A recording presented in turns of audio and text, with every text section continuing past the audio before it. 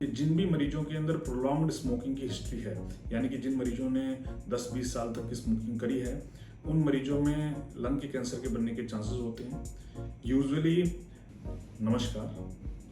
मैं doctor Anadi Pachauri, senior consultant surgical oncology, Manipal hospital Dwarka से। आज के दिन हम थोड़ा कैंसर के जो शुरुआती लक्षण होते हैं,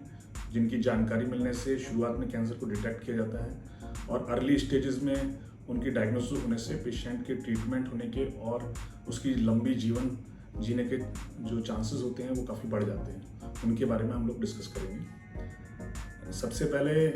ये जानना ज़रूरी है कि बॉडी के अंदर कैंसर जो है वो किसी भी स्टेज में, आपकी डायग्नोसिस किसी भी स्टेज में हो सकती है। कैंसर के जो प्रमुख जो लक्षण होते हैं वो हर बॉडी के हिस्से के कैंसर के अलग अलग होते हैं और जो भी लक्षण होते हैं वो शुरुआत में बहुत ही कम होते हैं और उनसे कुछ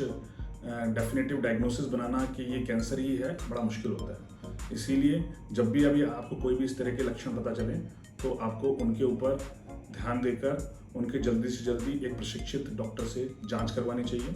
और उसके हिसाब से जो भी ट्रीटमेंट वो एडवाइस करे वो फॉलो करना चाहिए। सबसे पहले मैं बात करना चाहूँगा मुंह के कैंसर की,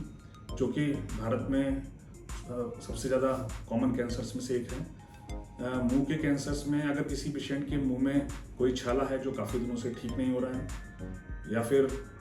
उसके जीभ के मूवमेंट्स में दिक्कत होती है, बात करने में दिक्कत होती है, अगर पेशेंट के दांत हैं जो तेज़ी से गिर रहे हैं, इस तरह के अगर लक्षण किसी पेशेंट के अंदर होते हैं तो उसकी बहुत संभावना है कि उसको कैंसर की शिकायत हो। साथ में जो मरीज ज़्यादातर तंबाकू का या मसाले का सेवन करते हैं, इस तरह के मरीजों में ये कैंसर की संभावना और भी ज़्यादा बढ़ जाती है। दूसरा जो फीमेल्स में सबसे ज़्यादा कॉमन कैंसर भारतीय महिलाओं में है वो है ब्रेस्ट का कैंसर। उसके बारे में बात करना बहुत ज़रूरी है। ब्रेस्ट के कैंसर में किसी भी तरह की ब्रेस्ट में गांठ कैंसर हो सकती है। हालांकि सभी ब्रेस्ट की गांठें कैंसर नहीं होती हैं, फिर भी जो गांठें अगर आपके पता चलती हैं, आपको किसी भी तरह से किसी भी स्टेज पे ऐसा लगता है कि आपके ब्रेस्ट में कोई गांठ बन रही है, तो आपको उसका सही डॉक्टर से एक बार प्रशिक्षित डॉक्टर से उसका जांच करवानी चाहिए और उसके हिसाब से जो भी एडवाइस वो करते हैं उनका आपको ट्रीटमेंट करना चाहिए। ब्रेस्ट की गांठें कभी कभी ब्रेस्ट में निप्पल से डिस्चार्ज आते हैं, स्पेशली अगर वो ब्लडी डिस्चार्ज हैं तो वो भी कैंसर के लक्षण हो सकते हैं। फीमेल जेनिटल ट्रैक्ट की बात करें तो जो यूट्रस और सर्विक्स के जो कैंसर्स होते हैं ये भी भारत में बहुत संख्या में पाए जाते हैं। तो इस तरह के कैंसर्स की जांच के लिए ये के प्राइमरी जो शुरुआती लक्षण होते हैं वो इस तरह से रहते हैं कि पेशेंट्स के जो पीरियड्स होते हैं उसके अलावा बीच बीच में उसको ब्लीडिंग हो सकती है। कभी कभी साइकिल्स जो होती हैं वो काफ़ी प्रोलॉन्ग ब्लीडिंग हो सकती है उनके अंदर, या फिर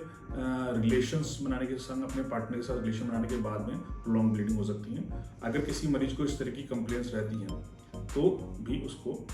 यूट्रस के कैंसर होने की संभावनाएं रहती हैं। बच्चेदानी के, अंडेदानी के जो कैंसर्स हैं बाकी, उसमें कभी कभी बहुत ही नॉन स्पेसिफिक सिम्टम्स रहते हैं, जैसे कि पेट में दर्द सा रहेगा या फिर थोड़ा कभी कभी पेट फूल जाएगा, आपको बीच बीच में अनकंफर्टेबल डिस्कम्फर्ट लगेगा, एब्डोमिनल डिस्कम्फर्ट, जिसके लिए तो ऐसी कंडीशंस में भी पेशेंट्स को चाहिए कि वो सही समय पर जाके जांच करवाएं और जो भी डॉक्टर की सलाह हो उसको फॉलो करें। लंग के कैंसर के बारे में मैं बताना चाहूँगा कि जिन भी मरीजों के अंदर प्रोलॉन्ग्ड स्मोकिंग की हिस्ट्री है, यानी कि जिन मरीजों ने 10-20 साल तक की स्मोकिंग करी है, उन मरीजों में लंग के कैंसर के बनने के चांसेस होते हैं। यूजुअली ये कैंसर्स हैं वो ज़्यादातर किसी न किसी और वजह से किए गए सीटी स्कैन्स में पता चलते हैं, पर अगर कभी ऐसा होता है कि आपको बलगम में खून आता है या फिर काफ़ी प्रोलॉन्ग खांसी रहती है जो कि नॉर्मल दवाइयों से ठीक नहीं होती है, उस कंडीशन में आपको लंग के कैंसर के लिए भी इवेल्युएट करना चाहिए। इसके अलावा पेट के बाकी कैंसर्स जैसे कि आमाशय, पित्त की थैली, इन सब के जो कैंसर्स हैं उनकी ज़्यादातर वो पेट फूल जाने से या फिर पेट के अंदर दर्द से, इस तरह के लक्षणों से प्रेजेंट करते हैं। ऐसा हो सकता है कि आप किसी कभी कभी आप नॉर्मल डायग्नोसिस के गॉल ब्लैडर के स्टोन्स वगैरह के लिए सर्जरी कराएं, उसके टाइम पर भी इस तरह के कैंसर्स की डायग्नोसिस होती है। इन कैंसर्स का, पेट के कैंसर्स सही समय पर पता चले तो पूरी तरह से ठीक भी हो सकते हैं। तो इसलिए बहुत ज़रूरी है कि अगर आपको पेट में किसी भी तरह के लक्षण रहते हैं तो एक सही डॉक्टर से उसके लिए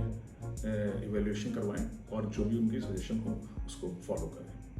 सही समय पे अगर कैंसर का